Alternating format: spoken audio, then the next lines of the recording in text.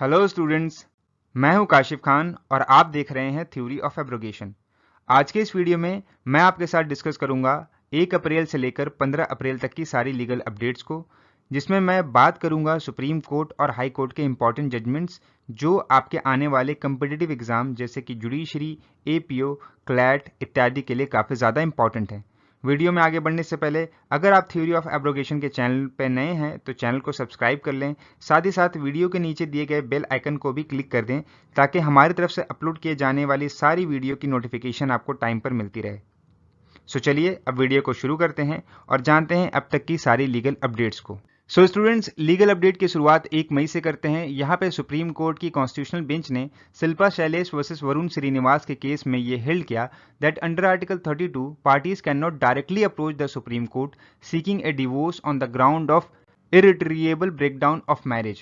However, the waiting period for a mutual consent divorce can be waived by invoking Article 142 of the Indian Constitution. So students, इस case में supreme court ने दो बातें कही। पहला तो उन्होंने जो अपना व्यू रखा था पूनम वर्सेस सुमित तनवार के केस में, उसको अप्रूव किया और कहा कि पार्टीज अगर डिवोर्स लेना चाहती है on the ground of irretrievable breakdown of marriage तो वो डायरेक्ट सुप्रीम कोर्ट के पास पहुंच नहीं सकती रिट पिटीशन के थ्रू, जो कि पावर दी गई है under article 32 of the constitution of India, या फिर हाई कोर्ट के पास जो कि पावर दी गई है under article 226 of the constitution of India. दूसरी तरफ सुप्रीम कोर्ट ने यह भी कहा कि सुप्रीम कोर्ट के पास पावर है जो कि वो एक्सरसाइज कर सकता है अंडर आर्टिकल 142 सब क्लॉज 1, जिसमें वो पार्टीज के बीच में सेटलमेंट कर सकता है और ग्रांट कर सकता है पार्टीज को decree of divorce by mutual consent. और वहां पे जो है 6 से 18 मंथ का जो कूलिंग पीरियड होता है, जहां पे पार्टीज पिटीशन फाइल करने के बाद जो है कोर्ट ऑर्डर करती है कि आपको 6 महीने साथ में रहना है। उसके बाद जो है अगर पार्टीज आके कहती है कि हम साथ नहीं रह पाते हैं तो डिवोर्स दिया जाता है। तो ये जो पीरियड दिया गया है under section 13B of the Hindu marriage act, उसको जो है डिस्पेंस विद कर सकती है, मतलब कि उसको हटा सकती है।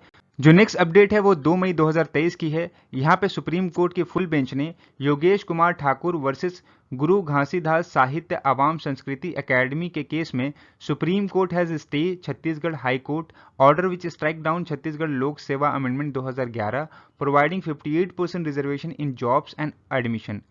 सो स्टूडेंट्स, बेसिकली इस केस में क्या हुआ था कि छत्तीसगढ़ हाई कोर्ट ने एक अमेंडमेंट था, जो अमेंडमेंट का नाम है छत्तीसगढ़ लोक सेवा अनुसूचित जातियों, जनजातियों और अन्य पिछड़ा वर्ग के लिए आरक्षण संशोधन अधिनियम 2011, इसको स्ट्राइक डाउन कर दिया था। ये जो अमेंडमेंट है वो जो इसके मेन एक्ट है, जो 1994 का जो मेन एक्ट है, उसमें अमेंडमेंट करके 58% रिजर्वेशन देता था शेड्यूल्ड कास्ट, शेड्यूल्ड ट्राइब और अदर बैकवर्ड क्लासेस के पर्सन को इन पब्लिक सर्विस पोस्ट और सर्टेन एजुकेशनल इंस्टीट्यूशन जो कि स्टैब्लिश्ड हैं, मेंटेन हैं और aided by the state government है।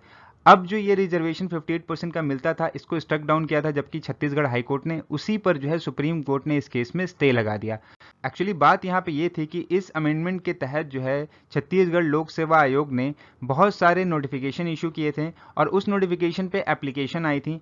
अब अगर इस अमेंडमेंट को जो है स्ट्रक डाउन कर दिया जाएगा तो वहाँ पे जो है वो बहुत ही मैन पावर की शॉर्टेज हो जाएगी। यहाँ पे कंटेंशन है जो पिटिशनर है उनका। सो इसी चीज़ को ध्यान में रखते हुए सुप्रीम कोर्ट ने अपना ये जजमेंट दिया और जो हाई कोर्ट का ऑर्डर था उसको स्टे लगा दिया।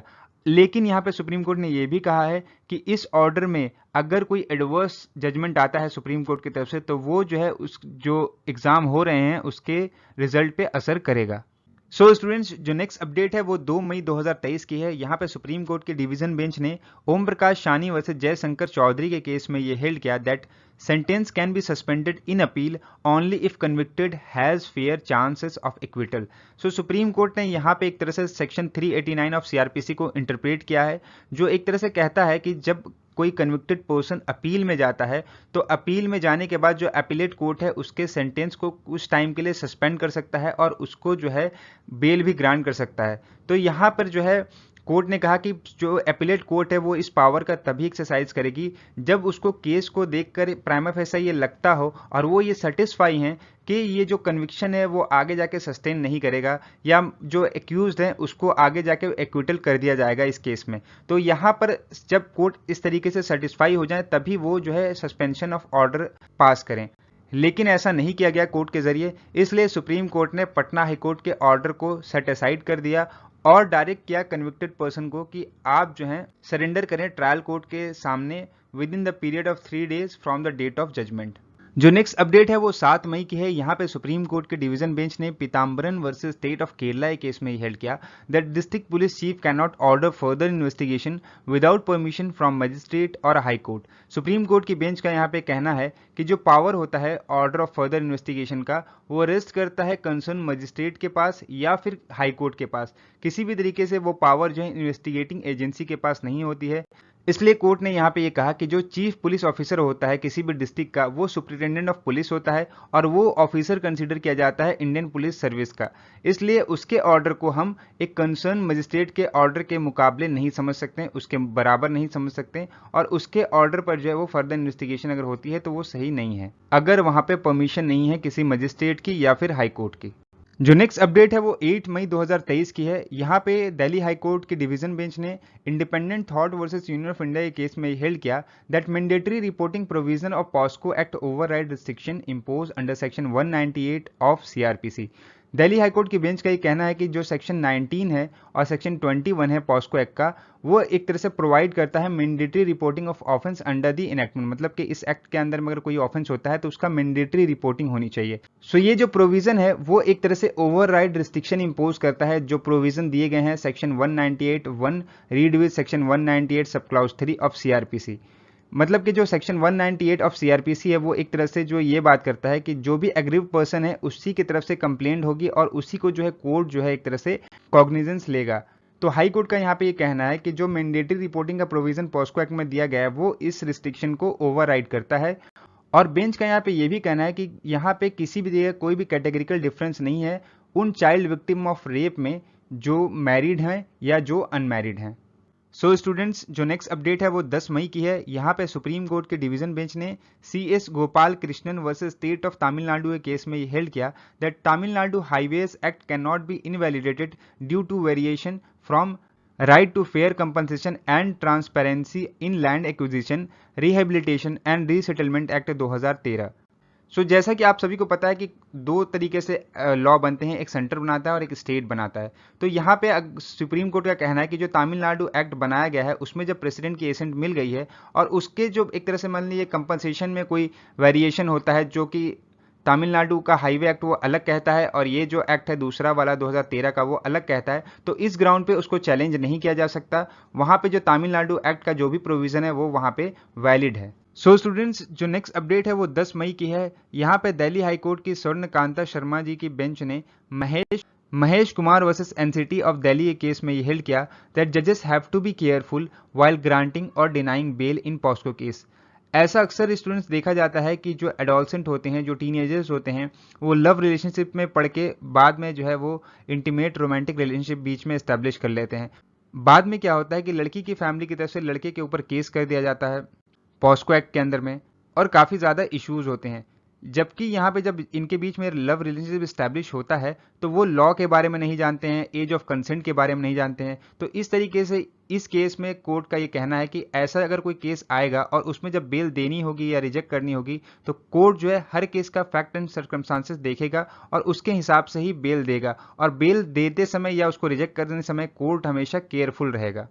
सो स्टूडेंट्स, जो नेक्स्ट अपडेट है वो है 11 मई 2023 की।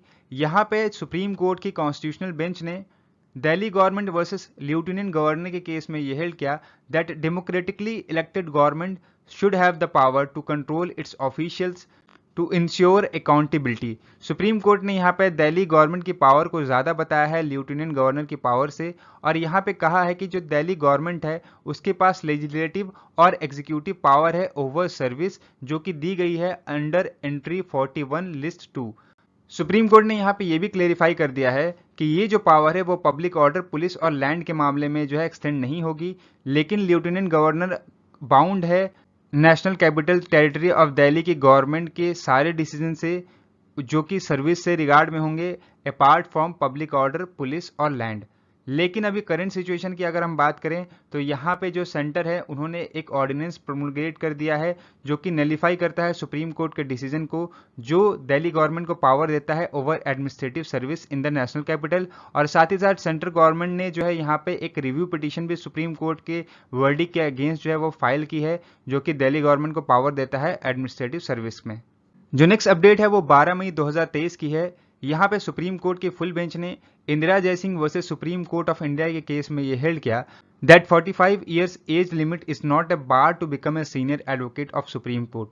सुप्रीम कोर्ट ने यहाँ पे अपने डिसीजन को क्लियरिफाई कर दिया और ये कहा कि जो रिस्ट्रिक्शन लगाया गया है कि सीनियर एडवोकेट बनने के लिए 45 ईयर का होना चाहिए और 45 ईयर के ही कैंडिडेट जो है वो एप्लीकेशन दायर कर सकते हैं सीनियर एडवोकेट बनने के लिए, वो किसी भी तरीके का एज रिस्ट्रिक्शन नहीं है।